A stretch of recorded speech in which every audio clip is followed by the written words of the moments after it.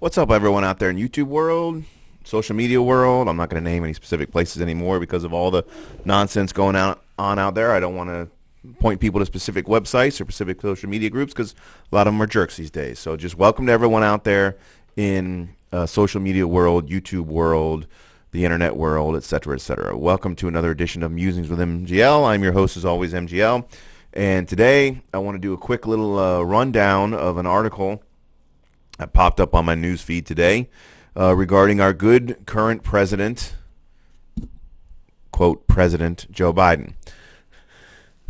It has to do with gun registries, and the reason why I bring that up is because one of the things we hear about all the time as gun owners is people always say things like, well, why are you against universal background checks? What's the big deal about universal background checks? And what I always say, and what much gun owners always say, is we don't like universal background checks because they lead to things called gun registries. In other words, whenever you sell a firearm, if the government makes you fill out a form and send it to them with your name and information on it and the person you're selling it to's name and information on it, and you have to send that to them before you can get permission to sell that firearm, guess what?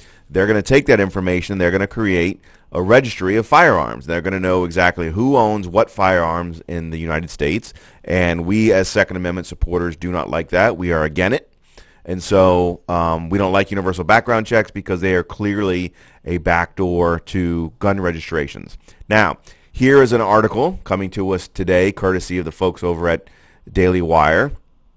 Headline: Biden administration maintaining nearly 1 billion gun sales records on Americans. And we'll just go through here and we'll just read it real quick and then we'll go over it. The Biden administration has disclosed that it possesses firearm purchase records by Americans that adds up to almost 1 billion, contrary to what members of Congress were aware of on the heels of an investigation last year showing the Bureau of Alcohol, Tobacco, Firearms, and Explosives, everybody's favorite alphabet government agency, has records on more than 54 million transactions. ATF acknowledged in a letter to Representative Michael Cloud, which was obtained by the Washington Free Beacon, that it currently has records of more than 920 million gun purchase records. Cloud launched a probe after the outlet reported on the stockpiling of records, which he called a, quote, federal firearm registry that is explicitly banned by law. The agency has been transferring hard copies of the records to a digital database used to find guns related to criminal activity, even though ATF denies that its records are intended to track owners. More than 850 million of the records can be accessed digitally, the agency reported. The documents can then be digitally searched with optical character recognition technology.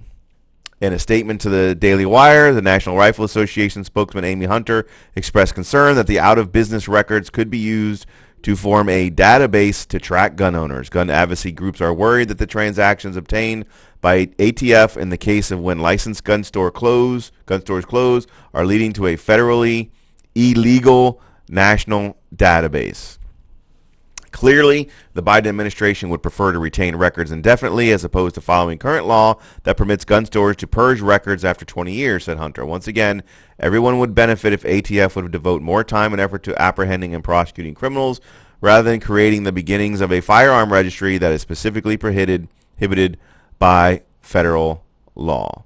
And then it goes into the Firearms Owners Protection Act, which says no such rule or regulation prescribed by the Attorney General after the date the enactment of the Firearm Owners Protection Act may require that records required to be maintained under this chapter or any portion of the contents of such records be recorded at or transferred to a facility owned, managed, or controlled by the United States or any state or any political subdivision thereof, nor that any system of registration of firearms, firearm owners, or firearm transactions or disposition be established. So here's what you have here.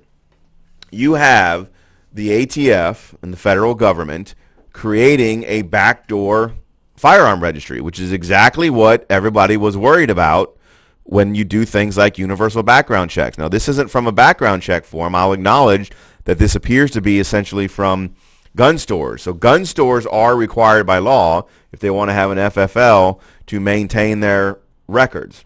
And those records, for whatever reasons, by statute or law, they have to be turned over to the ATF, and they keep those records. But as you saw, the gun stores are allowed to purge those, and they're not supposed to be kept in like a central database where you can track who the owners of the firearms are. They're supposed to maintain them so that, as you hear or you read in the article, if a crime occurs, they can track down who that gun was originally sold to out of the store.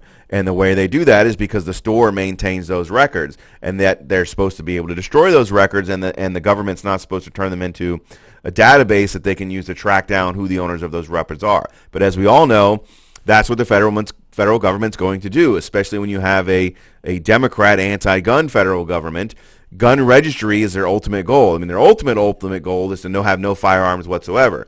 But if they can come up short of that, their goal is to ultimately have a firearm registry. That way they know who owns the firearms and who doesn't. So when someone like Beto O'Rourke, God forbid, ever one day becomes president and he says, hell yes, we're coming to take your AR-15, they know where to go. Because without a federal registry, they don't really have any way of knowing exactly where all the AR-15s are that they want to come take them from you. But a federal registry would allow them to do that. So there are many backdoor ways that government agencies, not just federal government, use to create backdoor registries. And they always do it in the guise of law enforcement. They always do it in the guise of trying to keep a database of who the bad guys are and for safety purposes. So, like, for example, there's local law enforcement here where I live and practice law as a Second Amendment defense attorney and criminal attorney. They'll keep registries of people who get arrested for firearm charges, even if the charges get dropped, even if they're allowed to have them, and they'll call them basically just like community list. So in other words, the state of Florida, for example, has a law, just like the federal one, that says you can't create a firearm registry. But if it's not a firearm registry, if it's like a local criminal registry and they all just happen to have had firearms when they were arrested, even if the charges were ultimately dropped in their case, then it's not a firearm registry.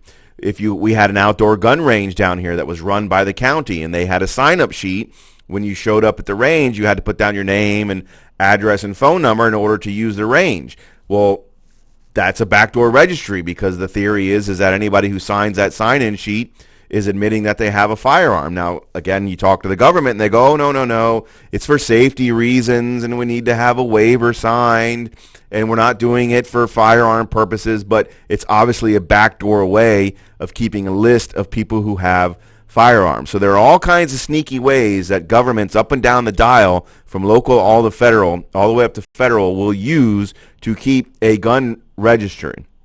This is clear evidence that that's what the current ATF is doing under the Biden administration, and I'm sure they were probably doing under the Trump administration, under the Bush administration, whatever. You got a lot of people that work for the ATF are obviously anti-firearm, regardless of who the current president is, what party is in charge. So they're going to run the ATF like their personal little database, and that's obviously what they've been doing. So they got caught red-handed here because there's a records request and other things going on. But this doesn't surprise me. It shouldn't surprise anyone out there. And again, it's not just happening on the federal level. It's also happening on your local and state levels as well. So this is the main reason why we don't support real gun owners, in my opinion, don't support things like universal background checks, because anytime the government can get information about you and your firearms, they will take it, they will keep it, and they will eventually use it against you down the road. So that's your public service announcement for today. Thank you for tuning in. Please like and subscribe my channel. I'm up to 691 followers. That's obviously not a large amount for a YouTube channel, so I'd like to grow that and get over 1,000 this year in 2020 if possible. So I'm going to start the year off with 691, and we'll see where I am at the end of 2020. So if you like what I have to say and you want to see more content, check out some of my other videos. Please like this video and subscribe. And as always, stay safe, stay healthy, stay vigilant, and certainly always carry on.